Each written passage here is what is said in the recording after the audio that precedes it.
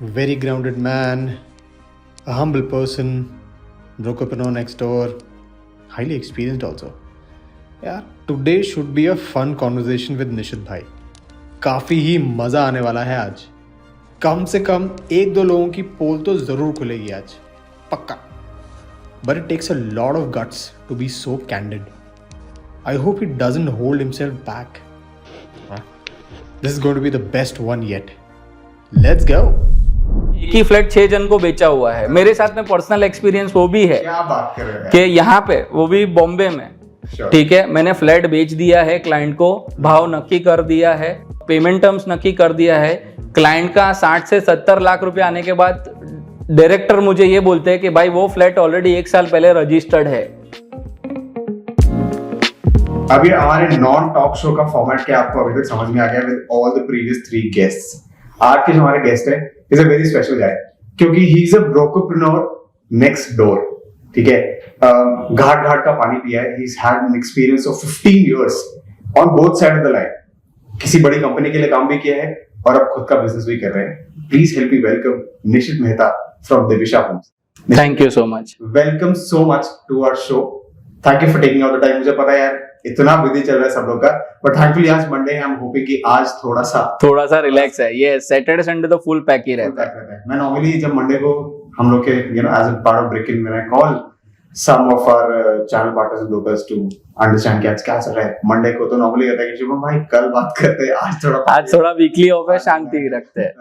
Correct. Yes yes. Nishit भाई welcome so much to the show. Thank you so much Shubham.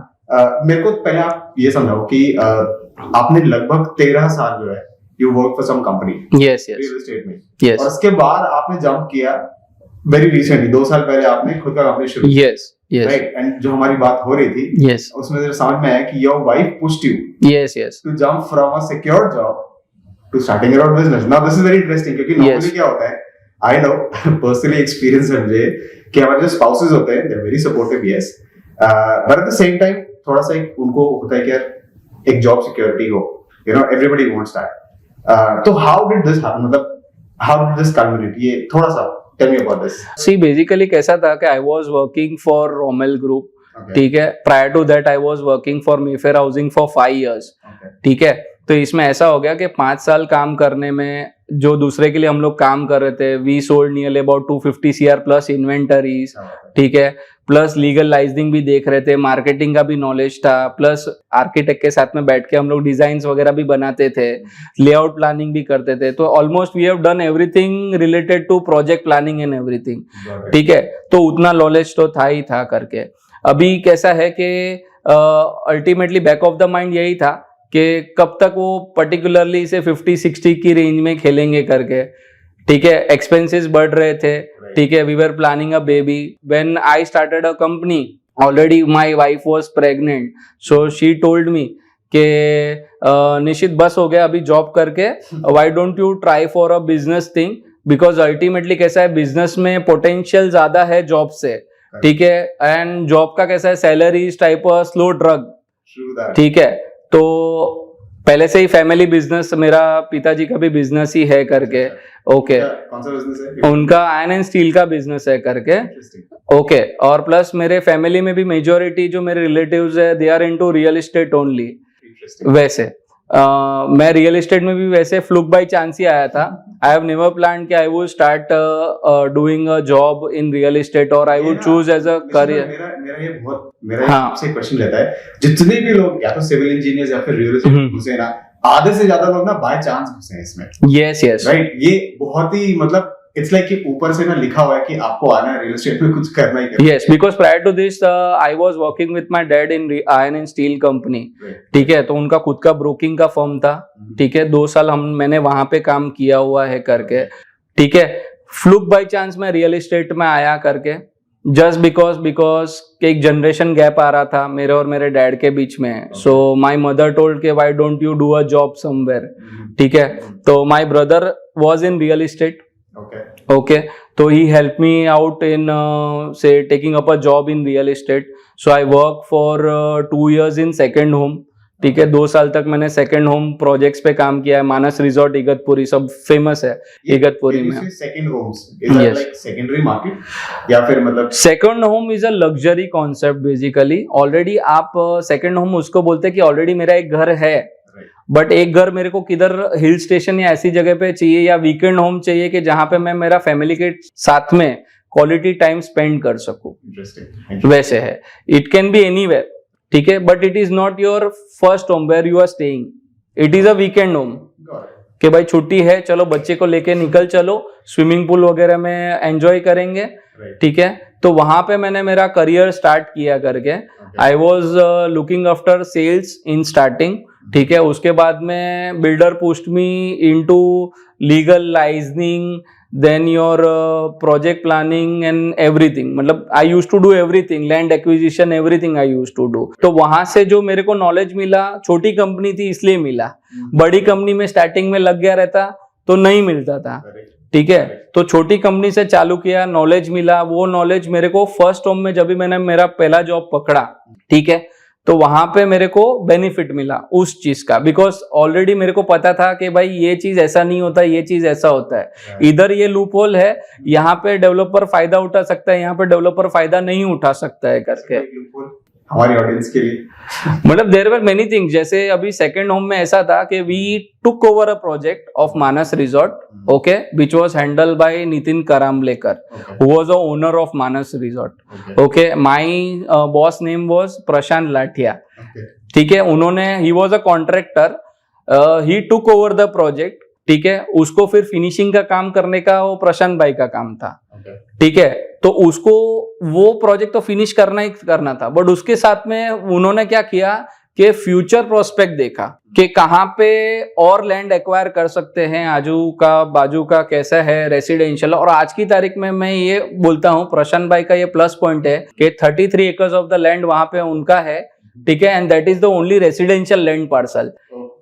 जो दूसरा land parcel है वो सब इंडस्ट्रियल में जाता है, इंटरेस्टिंग, हाईवे टच में। तो धीरे धीरे कैसे कैसे दूसरे के प्रोजेक्ट्स भी हम लोग ने एक्वायर किए हुए हैं वहां पे। कोई दूसरे का प्रोजेक्ट बंगलो स्कीम चल रहा था या रेसिडेंशियल स्कीम चल रहा था, वो भी हम लोग ने एक्वायर किया हुआ है करके वहां पे।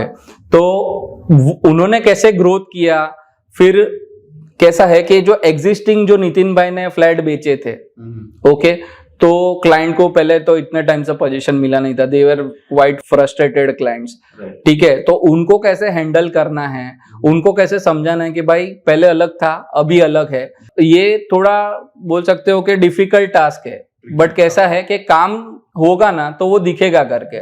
Plus formulating schemes for that कि आज इतने साल से नुकसान किया हुआ है तो उनको अभी प्रॉफिट आगे का कैसे मिलेगा, कैसे आएगा, वो चीज भी हम लोग ध्यान में रख के उनको प्रपोज करते दे करके। Ultimately the thing is key to success is execution, correct, कि भाई कितना फास्ट आप एग्जीक्यूट कर सकते हो।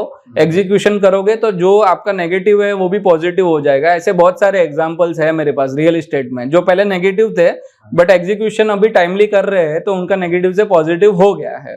परफेक्ट, वैसे चीज है। मैं ये पूछ रहा था आपसे, आपने जैसा बोला कि पहले मेरा सेकंड होम्स का एक्सपीरियंस था, फर्स्ट होम्स में गया, तो वहां के कुछ लूप होल्स थे जो आपको पहले से पता था कि जिसको हम मतलब सर्कमवेंट कर सकते थे। तो ऐसा कुछ एक लूप होल कुछ ऐसा ध्यान में आ रहा है कि ये होता था सेकंड होम्स में, but this could also become a problem with the first home. तो उस एक्सपीरियंस से आपको फर्स्ट होम्स के टाइम पे कुछ हेल्प मिली हो? सी बेसिकली कैसा था कि सेकंड होम्स में भी बहुत सारी जगह पे यही होता था कि बिल्डर वेर नॉट एक्सपीरियंस। एक तो वो लोकेशन में एक्सपीरियंस बिल्डर्स नहीं है, भाई मैं लैंडलॉर्ड हूँ, मेरे पास पैसा है, मैं डेवलपर बन गया, मैं बना के दे दिया, ठीक है। लेकिन वहां पे बहुत सारी चीज ऐसी भी थी, एक एक लैंड पार्सल 4-4 को बेच दिया है, जो यहाँ पे भी होता था ऐसा सब। हाँ, कि एक ही फ्लैट 6 जन को बेचा हुआ है। मेरे साथ में पर्सनल एक्सपीरियंस वो भी है। क्या बात कर रहे हैं? कि यहाँ पे वो भी बॉम्बे में ऐसा हाँ, मैंने एक क्लाइंट का डील किया था मलाड में, I will not name the developer, ठीक है। मैंने फ्लैट बेच दिया है क्लाइंट को, भाव नक्की कर दिया है, ठीक है, पेमेंट टर्म्स नक्की कर दिया है। क्लाइंट का 60 से 70 लाख रुपए आने के बाद डायरेक्टर मुझे ये बोलते हैं कि भाई वो फ्लैट ऑलरेडी 1 साल पहले रजिस्टर्ड है। मतलब even the developer is not maintaining the availability chat.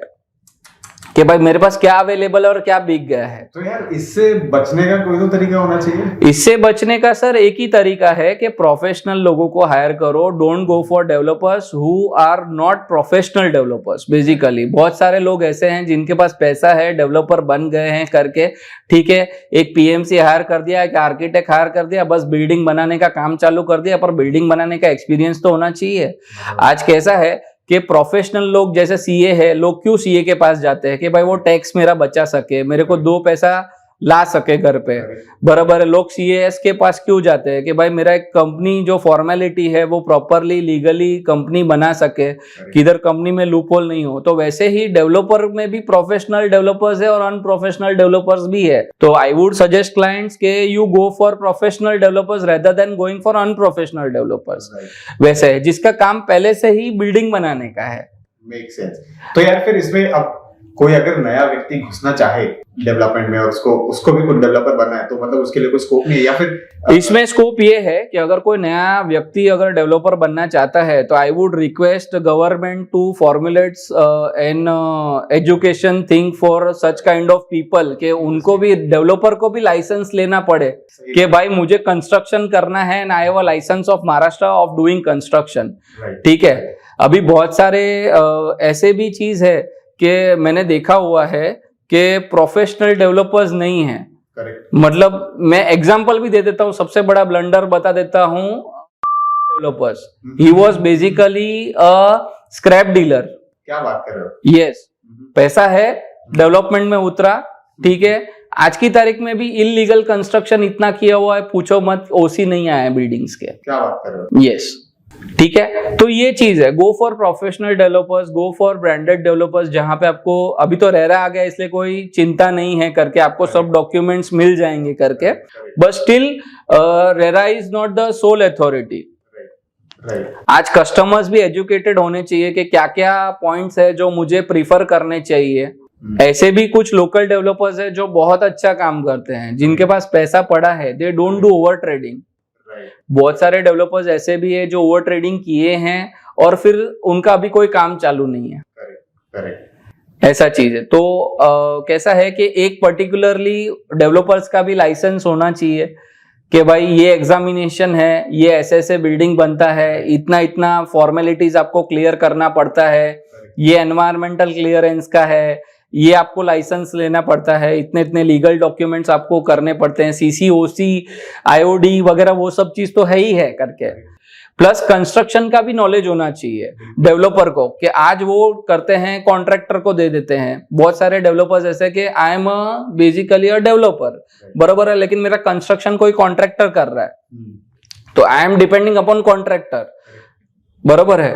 तो कॉन्ट्रैक्टर कैसा काम करता है वो भी तो उसको पता होना चाहिए। आज उसका खुद का ब्रांडिंग भी तो वो स्टेक पे डाल रहा है, कल उठ के अगर समझो कॉन्ट्रैक्टर बरोबर काम नहीं करता है करके, तो नाम किसका खराब होगा कि इसका कंस्ट्रक्शन खराब है, किसका नाम खराब होगा, डेवलपर का नाम खराब होगा।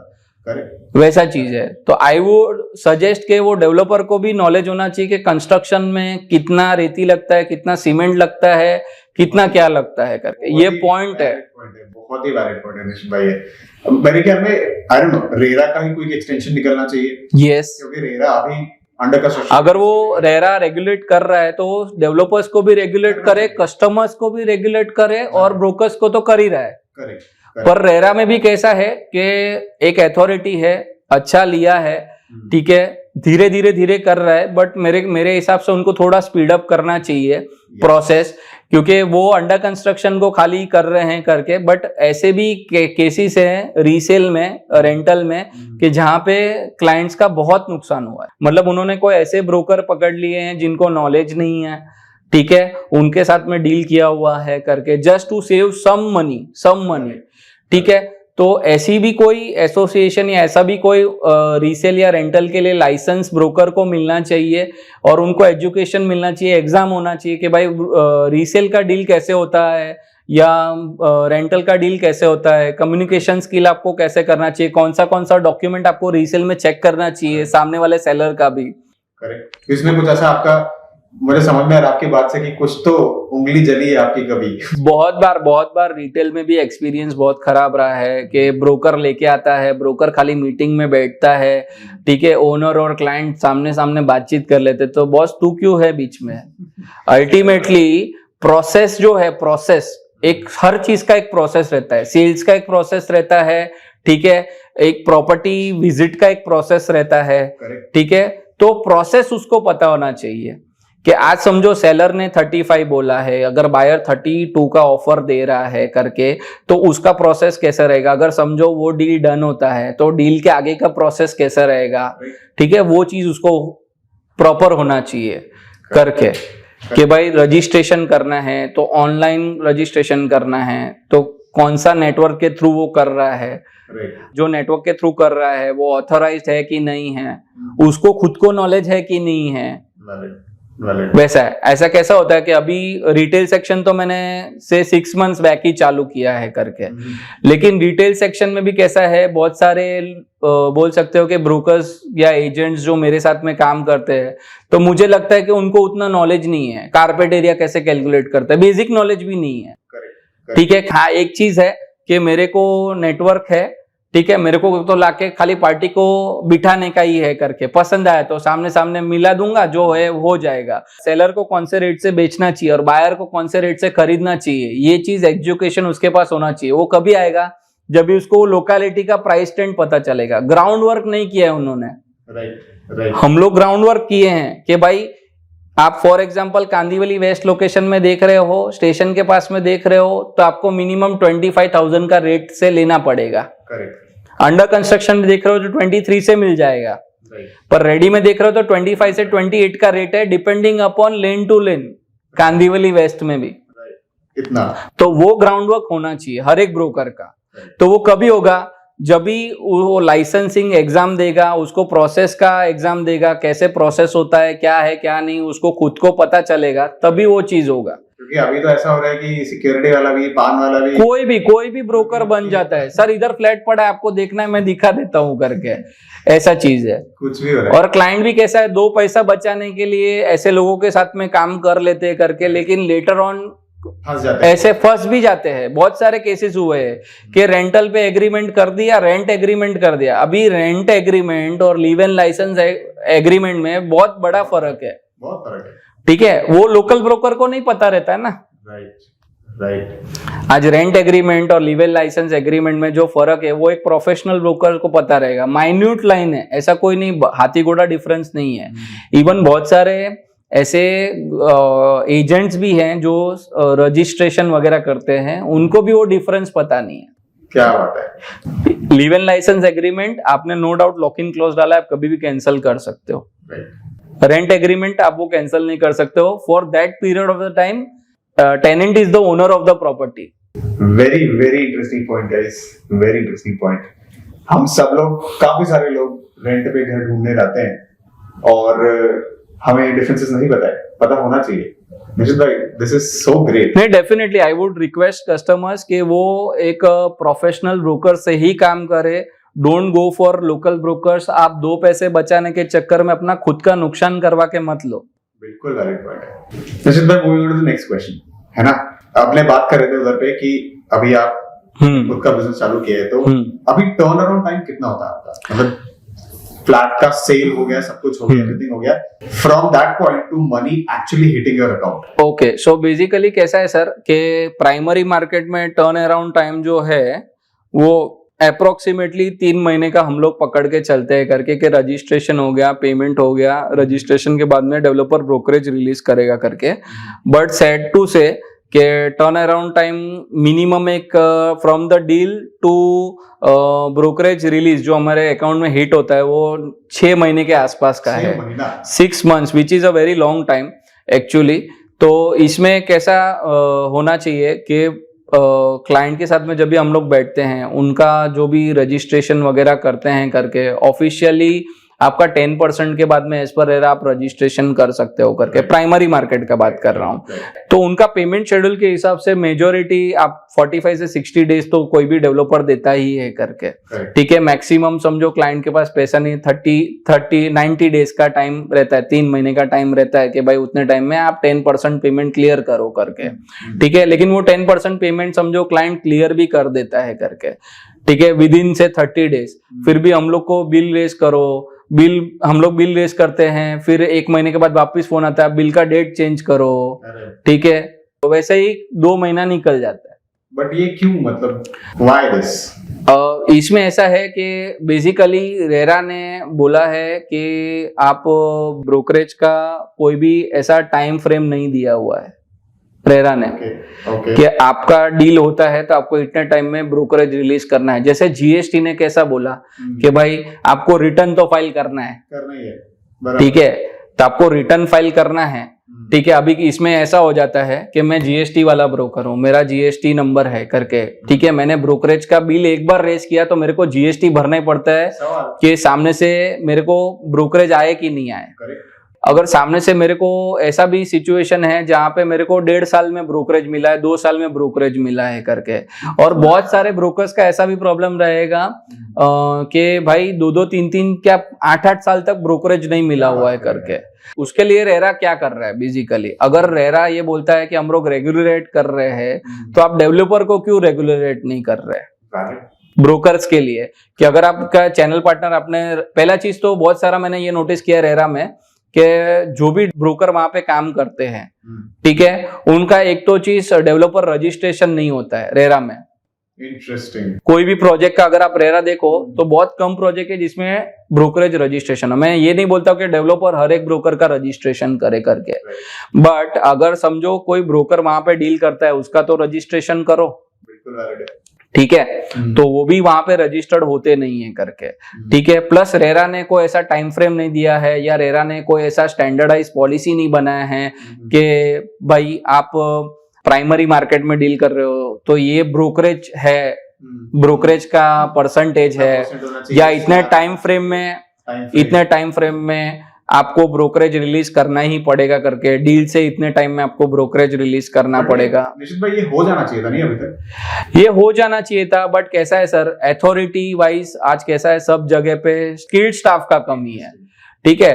तो ये स्किल्ड स्टाफ जैसे जैसे हायर होगा वैसे वैसे ये सब चीज सॉर्टेड हो जाएगा, क्योंकि अल्टीमेटली कोई कंप्लेंट करने वाला भी तो होना चाहिए करके कि भाई ये मेरे को प्रॉब्लम फेस हो रहा है। आज कैसा है, हम लोग का खुद का वेबसाइट है devishahomes.com करके, ठीक है। अभी हम लोग का कैसा प्रोसेस है कि हम लोग पहले समझते हैं कि सामने वाले का क्या प्रॉब्लम है, फिर सॉल्यूशन देते हैं। अभी कोई ब्रोकर आके मेरे को ऐसा बोलता है कि भाई निशित भाई मेरे को ये प्रॉब्लम फेस हो रहा है, एक काम कर, ये कर, तेरा काम हो जाएगा, क्या बात है, ठीक है। पर वो प्रॉब्लम डिस्कशन आदमी जाए कहाँ पे? सही बात है। तो वो एक प्लेटफॉर्म होना चाहिए कि जहां पे आदमी फ्रीली डिस्कशन कर सके कि ये प्रॉब्लम है। आज ब्रोकर्स को इतने प्रॉब्लम हो रहे हैं, ठीक है, वो रेरा में किधर डाले उनको ही नहीं पता है। सही बात है कि आप अगर समझो अभी रेरा ने एक लॉ निकाला है कि अगर क्लाइंट बुकिंग कैंसिल करता है इररिलेवेंट टाइम, मतलब समझो बुकिंग उसको पोजीशन मिलने वाला है उसके भी पहले बुकिंग कैंसिल करता है, तो ब्रोकर्स को ब्रोकरेज वापस रिटर्न देना पड़ेगा। बताओ तो जीएसटी का क्या, जो उसने भरा है वो फिर, हाँ, वो किधर से निकालेगा करके। और ब्रोकर्स को मैक्सिमम 2% मिलता है, जो मैं एक स्टैंडर्डाइज बता रहा हूँ। सब अलग अलग काम करेंगे तो अलग अलग स्लैब रहते हैं, वो अलग चीज है। मैं स्टैंडर्डाइज बता रहा हूँ, प्राइमरी मार्केट में 2% ब्रोकरेज मिलता है करके, ठीक है। डेवलपर 10% ले लेता है, as per RERA he can forfeit 10%, तो why don't he adjust brokerage in 10%? फिर क्योंकि जितना मेहनत डेवलपर ने किया है बिल्डिंग बनाने के लिए, उतना मेहनत तो ब्रोकर ने भी किया है कस्टमर लाने के लिए। सवाल भी नहीं है, वैसा चीज है। तो अल्टीमेटली कस्टमर को वो चीज होना चाहिए कि भाई मैं कैंसिल कर रहा हूं तो क्या मेरे को नुकसान होएगा, वो भी कस्टमर को पता होना चाहिए। आज की तारीख में डेवलपर्स ऐसे भी है कि पूरा अमाउंट रिफंड कर देते हैं, कैंसिल होएगा ना तो पूरा अमाउंट रिफंड कर देते हैं। और अगेन कस्टमर कैंसिल करता है ना, उसका भी रेरा को एक टाइमलाइन होना चाहिए कि कस्टमर को कितने टाइम में रिफंड देना चाहिए, वो भी नहीं है रेरा में। कि रेरा से आई अंडरस्टैंड कि एक गवर्नमेंट बॉडी है, थोड़ा सा टाइम ले रहे हो। यस डेफिनेटली, और अच्छा काम कर रहे हैं, अच्छा काम कर बिल्कुल रहे अच्छा काम कर रहे हैं। They are taking their time, but they're putting some very good regulations. Agreed. But there are some other associations like NAR है, right? तो ये लोग के पास में अपील की जा सकती है, can they come into? See basically कैसा है, नार है, फिर आपका एरिया ग्रुप है, they are doing good for real estate agents, but बहुत सारे एजेंट्स ऐसे भी हैं कि जो वो मेंबरशिप अफोर्ड नहीं कर सकते हैं करके, एंड मेंटेलिटी अभी उन्होंने ऐसा बना लिया है, मतलब जो लोकल जो बोल सकते हो कि भाई जो अच्छा भी काम करते हैं, नॉलेजेबल भी है, ठीक है, लेकिन उनको वो मेंबरशिप नहीं चाहिए। क्यों नहीं चाहिए? कि भाई जब भी मेरा ब्रोकरेज अटकता है या मेरे को कुछ तकलीफ आता है, कोई एसोसिएशन मेरे लिए खड़ा नहीं होता है। क्यों? Okay interesting. तो ये जब भी एक एसोसिएशन ऐसा बने कि भाई जो ब्रोकर्स के लिए ही है, आप बोलते हो फॉर ब्रोकर्स बाय ब्रोकर्स, बराबर है, पर एक्चुअली वो फॉलो होता है क्या? कि जब भी कोई ब्रोकर को तकलीफ है तो पूरा एसोसिएशन उसके लिए खड़ा रहता है क्या डेवलपर के सामने, कि भाई आपने इसने डील किया है, इसका ये प्रूफ है, तो तुम इसको ब्रोकरेज क्यों नहीं देते हो? ओके ये बराबर है। हाँ, मतलब हाँ, दिस वुड बी एक्सपेक्टेड। दूसरा चीज ये है कि डेवलपर्स में भी ऐसा हो रहा है आज की तारीख में कि डेवलपर्स लोग डायरेक्ट डील करना चाहते हैं कि भाई मेरे को ब्रोकर्स चाहिए ही नहीं। बट बिना ब्रोकर्स के यार आप 50% तो कहाँ से? अभी कुछ डेवलपर्स ऐसे है, भाई मेरे पास पैसा है, मैं बिल्डिंग खड़ा कर लूंगा, मेरे को माल बेचने का कोई जरूरत नहीं, मेरा बिल्डिंग खड़ा हो जाएगा, वो चिंता आप मत करो, मैं मेरे हिसाब से माल बेचूंगा करके। नो डाउट कर सकता है, डेवलपर का कॉल है, पर बेसिकली आप ब्रोकर्स को ऐसा तो मत बोलो कि भाई हम लोग को काम नहीं करते करके। They are also professionals, okay, they are a part of real estate industry. Developer अगर ब्रोकर को इज्जत देगा तो ब्रोकर भी तो सामने उतना काम करेगा ना। सही बात है, बिल्कुल सही बात है। आज कैसा है कि मेजोरिटी जो ब्रोकर्स है वो डेवलपर पकड़ के काम करते हैं कि ये डेवलपर मेरे को इज्जत देता है, मैं इसके साथ में काम करेगा, ये डेवलपर मेरे को इज्जत देता है, मैं इसके साथ में काम करेगा। पर अल्टीमेटली हम लोग वर्किंग प्रोफेशनल्स हैं, ठीक है, हम लोग को नॉलेज है, हम लोग लाइसेंस ब्रोकर हैं, ठीक है, तो सामने से इज्जत तो मिलना चाहिए। मेन चीज वो है कि आज सीए को आप जितना इंपॉर्टेंस देते हो, आप सीएस को इतना इंपॉर्टेंस देते हो, आप एलएलबी को इतना इंपॉर्टेंस देते हो, वैसा एक वर्किंग प्रोफेशनल है रियल एस्टेट में, उसको भी तो उतना इंपॉर्टेंस दो। सही बात है। Sort of going back to our previous question, हाँ, के टर्न अराउंड टाइम्स पे हम लोग थे, है ना? आप बोल रहे हो कि 60 डेज कई बार एक्सटेंड हो जाता है, काफी लंबा था। तो यू आर एब्सोल्युटली राइट कि एक एसोसिएशन ऐसा होना चाहिए जो कि will take care and will stand behind the brokers, and I'm sure कि there are out there, या तो कोई नया कोई ऐसा एक आए या फिर जो एग्जिस्टिंग है वही वो लोग थोड़ा हाँ, ब्रोकर्स को एजुकेट करे, ब्रोकर्स को लाइसेंस दिला के दे, मेंबरशिप फीस कम हो, घूमने फिरने पे कम ध्यान दे, एजुकेशन पे ज्यादा ध्यान दे, how to grow in real estate business उस पे ज्यादा ध्यान दे। अभी जो नए ट्रेंड्स आ रहे हैं वो उनको इंट्रोड्यूस करे कि भाई इंस्टा रील्स कैसे बनाना है, आपको फेसबुक पे मार्केटिंग कैसे करना है, ठीक है, आपको अपनी वेबसाइट क्यों जरूरी है, आपको अपनी वेबसाइट क्यों बनानी चाहिए, आपको रेरा रजिस्ट्रेशन कैसे करते हैं, आपको रेरा रिन्यूअल कैसे करते हैं, ठीक है, आपको लाइसेंस के लिए क्या क्या नॉलेज होना जरूरी है, आपको रेरा एग्जामिनेशन के लिए क्या क्या नॉलेज होना जरूरी है, ठीक है, आप कस्टमर के साथ में कम्युनिकेट कैसे करते हैं, आप कस्टमर के साथ में कॉल पे बात कैसे करते हैं, आप कस्टमर के साथ में इंफॉर्मेशन कैसे प्रोवाइड करते हैं, ये सब सारी चीजें आपने इतना बढ़िया बोला है ना। अभी एक एक पॉइंट इसमें इंपॉर्टेंट है, every point needs to be catered to, it needs to be addressed, very valid. तो मैं second part of the question ये है कि आपने जिन डेवलपर्स के साथ में अभी तक काम किया है, तो विच वंस आर योर फेवरेट कि यार ये लोग हैं, इनका तो मतलब पक्का है कि 60 डेज बोला है तो 60 डेज में 75 डेज में तो पैसा आ ही जाएगा, ऐसे कौन से हैं? See I have work with Dhaval group Sunrise Developers, ठीक है, तो उनका एक प्रोजेक्ट है मलाड में, वहां पे मैंने काम किया है, धवल सनराइज ऑर्लेम करके, ठीक है, वहां पे मेरा ब्रोकरेज टाइम पे आया है करके। दूसरा जो है वो है हैरिको प्रॉपर्टीज करके है, ठीक है, वहां पे भी मेरा डील हुआ, मेरे को ब्रोकरेज बुला के दे दिया सामने से, ठीक है, he is basically local developer working from Borivali till Andheri only, ठीक है, लेकिन उनका एक चीज मेरे को क्या अच्छा लगता है कि वो एक टाइम पे एक ही प्रोजेक्ट करते हैं, इंटरेस्टिंग। ठीक है, वो एक प्रोजेक्ट कंप्लीट करो फिर दूसरा प्रोजेक्ट चालू करो, ओवर ट्रेडिंग नहीं करना है। परफेक्ट। ठीक है, I think that's a good pathway to build trust and grow. तो जैसे बहुत सारे ऐसे लोकल डेवलपर्स है जिनका टाइमली पोजीशन है, ठीक है, पर they are not focusing on growing. Right. छोटा छोटा प्रोजेक्ट्स कर रहे हैं, छोटा छोटा प्रोजेक्ट्स कर रहे हैं। कहने का मतलब ये है कि आज ग्रो करना है तो धीरे धीरे आप बड़ा प्रोजेक्ट्स भी लेना चालू करो करके। ठीक है, थोड़ा आई थिंक डिजिटल प्रेजेंस है, आप खुद को अपग्रेड करो कि कैसा मैं आर्किटेक्ट के साथ में बैठ के एक यूनिक एलिवेशन बना सकता हूँ। अल्टीमेटली कैसा है, developers and builders are the shapers of the city. ठीक है, तो सिटी कैसा दिखना चाहिए उनके माइंड में होना चाहिए कि आज मैं ऐसा स्ट्रक्चर बनाऊंगा ना कि दूर से आदमी देखते हुए रहे। जैसे बुर्ज खलीफा है दुबई में, ठीक है, बहुत सारी मॉन्यूमेंट्स है दुबई में जो लोग यहाँ से देखने के लिए जाते हैं, तो व्हाई नॉट इंडिया। बहुत ही वैलिड पॉइंट पकड़ा है। ऐसा चीज है, तो उनका विजन ऐसा होना चाहिए कि मैं कुछ ऐसा यूनिक बनाऊं डिजाइनिंग में कि आदमी आके देखे कि नहीं भाई क्या एलिवेशन बनाया यार दोस्त, और मतलब क्या फैसिलिटीज दिया है कि मैं इस सोसाइटी में रहूं, मैं ये सोसाइटी में रहूं करके। वैसा दैट ऑल्सो कॉस्ट इफेक्टिव है। मैं ऐसा नहीं बोलता हूँ कि भाई एकदम बढ़िया है तो एकदम कुछ भी अनाप शनाप भाव बोल दो, ऐसा नहीं, but at a cost effective है, luxury at a cost effective manner. ऐसे ये इनोवेशन तो चाहिए, ये इनोवेशन चाहिए, बिल्कुल चाहिए। प्लस मेरे को निश्चित क्या लगता है कि अभी ये रीडेवलपमेंट में काफी लोग जो प्लेयर्स हैं, एक जो प्रॉब्लम मुझे लगती है कि एफएसआई फिक्स दिया हुआ है, अब एरिया भी फिक्स है आपका, ऑब्वियसली पॉपुलेशन ग्रोथ स्पॉट हो रखा है, मतलब बहुत पॉपुलेशन हो गई है, एंड उसके चक्कर में वर्टिकली हाँ, और अभी तो बॉम्बे ये खत्म ही हो गया है, अभी वर्टिकली जाएगा, हॉरिजॉन्टल खत्म हो गया। उस चक्कर में जितने भी नए घर बन रहे हैं ना, उनका जो एरिया ना बहुत छोटा है। इसका क्या कर सकते हैं, मतलब इसका कोई सोल्यूशन नहीं है, this is how it's going to be, is this the new future?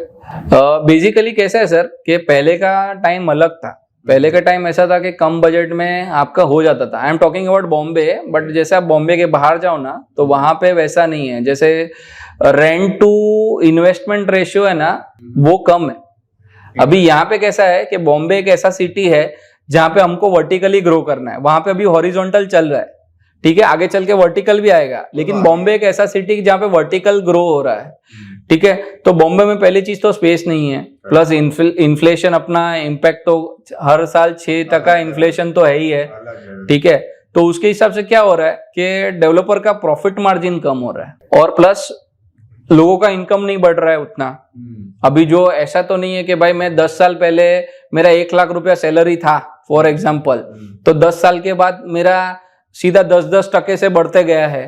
Correct, ऐसा तो हुआ नहीं है कि भाई 6% इन्फ्लेशन तो हर साल बढ़ रहा है, पर सैलरी तो बढ़ नहीं रहा है। तो उससे क्या हो गया, परचेजिंग पावर कम हो गया। अभी परचेजिंग पावर कम हो गया, अगर डेवलपर बड़ा कारपेट बनाएगा, ठीक है, तो उसका प्राइसिंग बढ़ नेचर है कि कंस्ट्रक्शन कॉस्ट बढ़ गया, सब चीज इन्फ्लेशन ने अपना इम्पैक्ट दिया, तो वो प्राइस तो बढ़ने ही वाला है करके।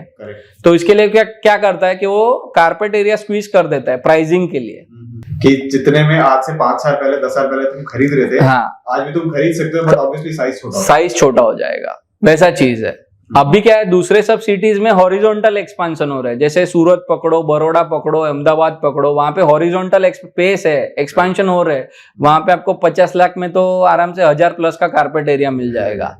वैसा चीज है, बट ये चीज कैसा है, बॉम्बे में पॉसिबल नहीं है। बॉम्बे में पॉसिबल है तो कहाँ पे है कि भाई आप विरार वसई साइड चले जाओ, आउटस्कर्ट्स। प्रॉपर सिटी में वो चीज पॉसिबल नहीं, क्योंकि सिटी इज ग्रोइंग वर्टिकली।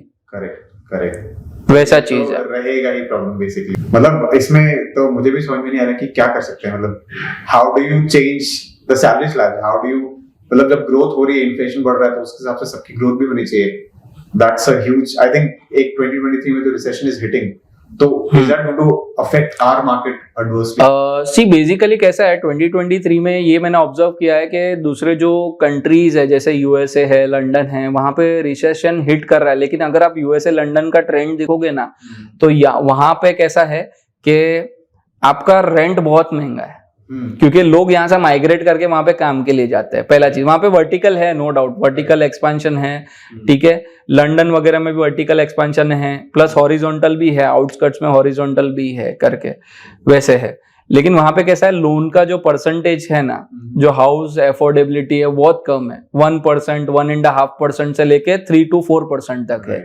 जबकि इंडिया में एक ऐसा चीज है कि लोग घर लेने को जाते हैं तो होम लोन इतना महंगा पड़ जाता है ना कि आप पूछो मत। प्लस दूसरा चीज ये है कि लोगों को वो नॉलेज नहीं है कि अगर लोन ले भी रहा है तो उसको इंटरेस्ट फ्री कैसे करे, ठीक है, उसको फटाफट चुकाने का क्या फॉर्मूला है, कि भाई अगर मेरा इनकम ₹1,00,000 है, मैं लोन 50,000 रुपया है, तो मैं कितना फास्ट में दे सकता हूँ बैंक को कि मेरा उतना इंटरेस्ट बच जावे करके। तो इसके लिए कोई सोल्यूशन है आपके पास? Can you think of something? As I told you कि ऐसा कोई प्लेटफॉर्म होना चाहिए जो उनको एजुकेट करे, कस्टमर्स को भी एजुकेट करे कि ये कोई कस्टमर्स ऐसे भी रहते हैं जिनको पता ही नहीं रहता कि मेरे को डाउन पेमेंट कितना भरने का है।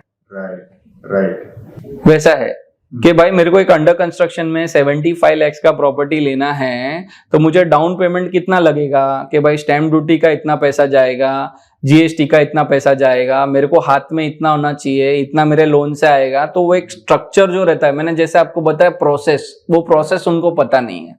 करेक्ट। ये तो, इस चीज के लिए एजुकेट करने की बहुत जरूरत है। और कस्टमर्स को कैसा है कि अगर कस्टमर्स को घर भी लेना है, जैसे मैंने बताया, तो आई वुड रिक्वेस्ट कि वो एक प्रोफेशनल ब्रोकर से ही ले, क्योंकि उसको वो प्रोसेस पता रहता है करके। सही बात है, सही बात है। ओके निशित भाई, थोड़ा सा फन जोन में जाते हैं। ओके। ये मैं सारे गेस्ट को पूछता हूँ, मुझे बहुत मजा आता है बिकॉज़ मेरी स्टोरीज निकल के आती है और उसमें सबसे ज्यादा उसी में मजा आता है। ठीक है, अभी आपका एक ऐसा एक्सपीरियंस रियल एस्टेट में किसी क्लाइंट के साथ, डिप्लोमेटिक आंसर नहीं चलेगा, पहले बोल देता हूँ, ठीक है, एक ऐसा क्लाइंट जिसके साथ आपको लगा कि यार ये कहाँ फंस गया, मैं गलत लाइन में ही आ गया, मुझे रियल एस्टेट आना ही नहीं चाहिए था, इतना किसी ने मतलब हैरान कर दिया एकदम, ऐसा कोई एक रिसेंट केस ही है, क्लाइंट का नाम तो नहीं बता सकता हूँ, ठीक है, लेकिन इसमें ऐसा है, क्लाइंट को ये लगता है कि broker is the biggest criminal.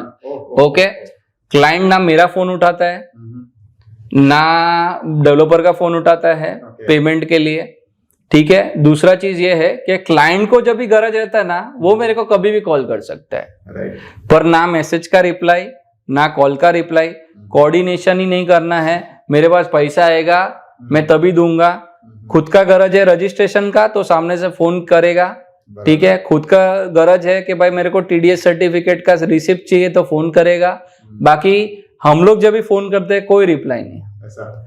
तो अगर कम्युनिकेशन ही नहीं रहेगा क्लाइंट और डेवलपर और ब्रोकर के बीच में, तो कल उठ के जो क्लाइंट को प्रॉब्लम फेस होगा क्लाइंट को पता ही नहीं है। कल उठ के जब भी पोजीशन आएगा तभी डेवलपर कम्युनिकेट ही नहीं करेगा कि भाई पोजीशन है करके, और जब भी पोजीशन लेने को आएगा तभी डेवलपर बड़ा सा इंटरेस्ट लेटर ठोक देगा कि बॉस ये पहले पेमेंट कर और फिर पोजीशन ले। अरे बाप रे, तो ये चीज हम लोग उनको समझाते हैं, क्योंकि अल्टीमेटली कैसा है कि जो मैंने बताया एक प्रोसेस में हम लोग एक पेमेंट शेड्यूल भी डिसाइड करते हैं क्लाइंट के साथ में, कि आप कितने टाइम में दे दोगे और आपका आगे का पेमेंट कैसे कैसे आने वाला है करके, ठीक है। अगर क्लाइंट उसके हिसाब से नहीं चलता है, ठीक है, तो डेवलपर भी बट नेचुरली घर से तो पैसा नहीं भरने वाला है, क्योंकि उसने भी प्रोजेक्ट पे बैंक लोन लेके रखा हुआ है, उसका भी ब्याज चल रहा है, तो ब्याज तो कस्टमर को ही देना पड़ेगा, कंस्ट्रक्शन तो पूरा होएगा, वरना प्रोजेक्ट तो अटका नहीं सकता है वो। करेक्ट। एक क्लाइंट के हिसाब से, तो क्लाइंट को वो चीज समझनी चाहिए। ब्रोकर जो है ना उसका दुश्मन नहीं है, पहला चीज, ठीक है, उसको गाइड कर रहा है कि सर ये प्रोसेस है, आप ये प्रोसेस फॉलो कर रहे हो, वरना ये आपको पेनल्टी भरना पड़ेगा, to avoid penalty do this. But Nishit भाई ऐसा भी तो हो रहा है कि क्या ऐसा हो रहा है, अच्छा let me refresh the question, कि ब्रोकर्स जो हैं वो क्लाइंट्स को मे बी गुमराह कर रहे हैं for some maybe extra percentage या कुछ ऐसा, मतलब कुछ ऐसा होता है? हाँ, मतलब ऐसा इसलिए होता है सर, क्योंकि कैसा है, क्लाइंट मल्टीपल जगह पे इंक्वायरीज करते हैं, दे गो थ्रू मल्टीपल ब्रोकर्स, ठीक है, तो क्लाइंट अल्टीमेटली कैसा होता है, एक ब्रोकर प्रोफेशनल है, एक ब्रोकर अनप्रोफेशनल है, काम दोनों को ही करना है, ठीक है। तो अनप्रोफेशनल ब्रोकर क्या बोलेगा, अरे सर उसके थ्रू क्या काम, मैं तुमको दिखाता हूँ ना सर, आप आओ ना मेरे साथ में, आओ ना मैं दिखाता हूँ करके, ठीक है। प्रोफेशनल ब्रोकर्स क्या बोलेगा, sir this are the list of properties according to your budget, ठीक है, when you want to visit let me know, ठीक है। तो वहां पे वो अपॉइंटमेंट लेके रखता है कि क्लाइंट का टाइम बच जाए। ये प्रोसेस और ये अनप्रोसेस, राइट ठीक है, क्लाइंट वहां पे जाएगा, लेके जाएगा, ये ब्रोकर भी लेके जाएगा ना, नहीं है वहां पे लेके जाएगा, क्लाइंट 2 घंटा बैठेगा, जहां पे 4 प्रॉपर्टी दिखा सकता है वहां पे 2 प्रॉपर्टी भी नहीं देखने को मिलेगा, वैसा चीज है। तो क्लाइंट नीड टू अंडरस्टैंड कि बॉस डिफरेंस क्या है दोनों ब्रोकर्स के बीच में। राइट और इसमें कैसा है कि जो प्रोफेशनल ब्रोकर्स है ना, वो वहां पे अपॉइंटमेंट लेके रखते हैं, राइट तो आपका टाइम उतना बच जाता है, वैसा चीज है। और प्लस वो डिस्कशन पैनल में, मतलब डिस्कशन के वक्त आपके साथ पर्सनली बैठते हैं सेल्स पर्सन के साथ में, कि सेल्स पर्सन कुछ कमिट कर रहा है, हाँ, तो वो पकड़ ले करेक्ट कि बॉस हम लोग 3 जन साथ में बैठे थे, तूने ये बोला था कि कल उठ के वो घूम नहीं पाए। करेक्ट अल्टीमेटली एक विटनेस का तो जरूरत है ही ना। राइट अभी सीधा सिंपल चीज है, क्लाइंट लोग डायरेक्टली डेवलपर के पास जाते हैं, अच्छी बात है ना, नहीं है भाई, मेरे को पूरा नॉलेज है, मेरे को रियल एस्टेट का क्लाइंट को पूरा नॉलेज है, सब चीज अभी ऑनलाइन अवेलेबल है, मैं जाऊंगा, मैं बेस्ट नेगोशिएट करके ले लूंगा। पर एक चीज मैं बताता हूं, हर एक ब्रोकर का डेवलपर के साथ में अलग रिलेशनशिप होता है, राइट ठीक है। मेरा डेवलपर के साथ में जो रिलेशन है, मैंने 10 फ्लैट बेचे हैं, ठीक है, अल्टीमेटली डेवलपर क्या बोलता है, ये ब्रोकर है, इसने 15-20 फ्लैट बेचे हैं, तो इसका एवरेज ये मैं लाके दूंगा, करेक्ट ठीक है। तो उसमें कैसा है, ग्रुप बुकिंग जो रहता है ना, उसमें क्लाइंट का बेनिफिट है, राइट मेक सेंस, सही बात, ठीक है। अभी क्लाइंट जाके लेगा 20,000 के भाव से, अगर वो मेरे थ्रू जाएगा तो लेगा 19,000 के भाव से। क्या बात है, क्यों लेगा? क्योंकि मेरा ऑलरेडी वो जो स्ट्रक्चर में मैंने किधर डेवलपर को ज्यादा दिलाया है, अगर किधर भाव में अटक रहा है तो डेवलपर मेरे लिए वो चीज करके देगा। It depends upon broker to developer relationship, correct वैसा चीज है। तो बॉटम कैसा रहता है हम लोग को पता रहता है, और प्लस कैसा है, हम लोग का जो कंपनी वो टेक फ्रेंडली है, ठीक है। तो हम लोग को ये चीज पता रहता है कि पूरे बिल्डिंग में स्टार्टिंग से लेके एंडिंग तक के जो रजिस्ट्रेशन हुए हैं कौन से रेट से हुए हैं, इंक्लूडिंग ब्लैक कंपोनेंट। क्या बात है, तो आप भी मतलब सीआरई मैट्रिक्स एंड क्या इंडेक्स, Abhishek Gupta knows me very well, ठीक है। तो उसमें भी ऐसा है कि एसआरओ से डेटा कैसे निकालना हो, it is very simple, right ठीक है। वो कस्टमर को नॉलेज नहीं है, राइट कस्टमर को ये नॉलेज नहीं है कि बॉस ये बिल्डिंग में मुझे लेना है तो क्या भाव से लेना है। And customer also needs to understand कि जो 8 महीना पहले या 9 महीना पहले जो भाव था वो अभी क्यों नहीं है, क्योंकि बॉस 8 महीना पहले कंस्ट्रक्शन नहीं हुआ था, अभी उतना स्टेज ऑफ कंस्ट्रक्शन आ गया, तो बट नेचुरली जैसे जैसे चीज बनेगी वैसे भाव तो बढ़ने ही वाला है। सही बात है, तो what is the right time to buy property under construction में, ठीक है। अभी तुम्हारा इंक्वायरी आया तो तुमको कैसा रिक्वायरमेंट है, तुम कहाँ पे शिफ्ट कर सकते हो, ठीक है, वो सब चीजें हैं। बट प्रोजेक्ट स्पेसिफिक तो वो भी वही सजेस्ट करते हैं कि आप एक काम करो, आप प्रोजेक्ट लाइव करा लो, ये करा लो, वो करा लो अंडर कंस्ट्रक्शन के लिए। राइट तो why they do this basically,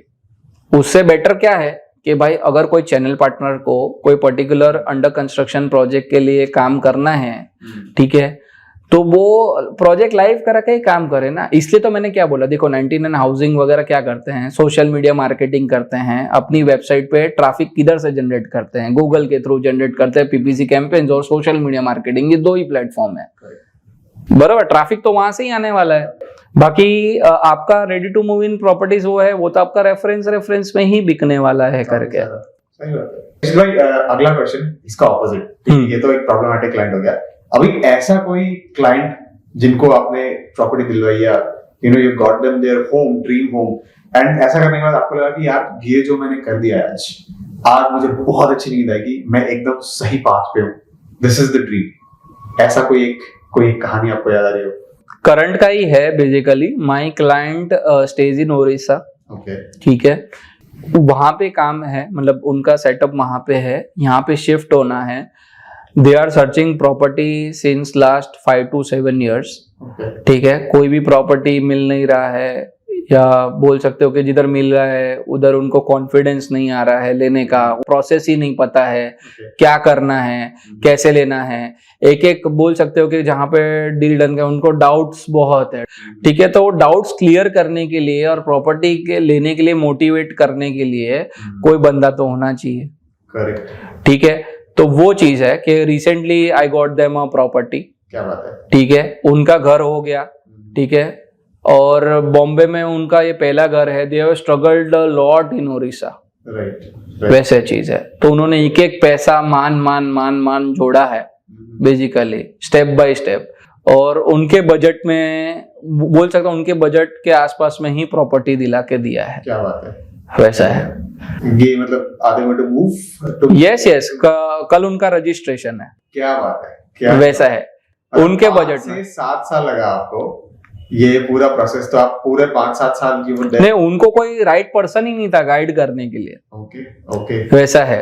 तो they met me, okay, they consulted me at my site, ठीक है। इसलिए मैं क्या बोलता हूँ, कंसल्टिंग इज वेरी इंपॉर्टेंट। कि बॉस कस्टमर को ही नहीं पता होता है कि मुझे क्या चाहिए। अल्टीमेटली जब भी वो अपना रिक्वायरमेंट बताता है तभी हम उनको बताते हैं कि सर आप एक काम करो, आपका रिक्वायरमेंट एक्चुअली इसमें बैठ रहा है और ये रिक्वायरमेंट के हिसाब से आपको इतना बजट रखना पड़ेगा, और ये बजट के लिए या तो आप रेडी टू मूव इन में जाओगे या आप अंडर कंस्ट्रक्शन में जाओगे। तो कंसल्टिंग इज वेरी इंपॉर्टेंट। आज आदमी साइकियाट्रिस्ट के पास क्यों जाता है कि भाई मेरे को ये प्रॉब्लम है, किधर कुछ साइकियाट्रिस्ट कुछ सॉल्यूशन बता दे। करेक्ट वैसा चीज है। तो ये भी चीज ऐसा ही है, मेरे को real estate finding a home is a very big problem. तो उसका प्रोसेस कैसा है, क्या है, तो कंसल्टिंग इज वेरी इंपॉर्टेंट। तो कैसा है कि कस्टमर्स के लिए एक चीज है कि आप कंसल्ट करो प्रोफेशनल ब्रोकर्स के साथ में, ठीक है, जिसको नॉलेज हो, तो आपको एक राइट बोल सकते हो कि पाथवे मिलेगा towards your dream home. Perfect. तो भाई हमारे नॉन टॉक शो का नाम है नोयर एजेंट। आज के इस कॉन्वर्सेशन से क्या सीखने को मिला? निशित भाई ने हमें इतनी इंपॉर्टेंट बात बताई है कि it is very important for all the people who are going to buy their houses and their dream homes कि आप एक सही एजेंट, सही ब्रोकर, सही चैनल पार्टनर के साथ मिलके करें ये जर्नी ले। क्योंकि अगर वो सही नहीं होगा, if he is not the professional guy और is not a right guy for you, तो आपका जो ड्रीम है ना, that might just turn into a nightmare very soon. I will continue this conversation with him off the camera, but for you guys, this is it for now. So let me take this opportunity to thank निशित भाई कि उन्होंने अपने busy schedule में से time निकाला, आप यहाँ तक आए। निशित भाई, this is so informative. इतना कुछ सीखने को मिला, इतना कुछ समझने को मिला। Thank you so much. Most welcome.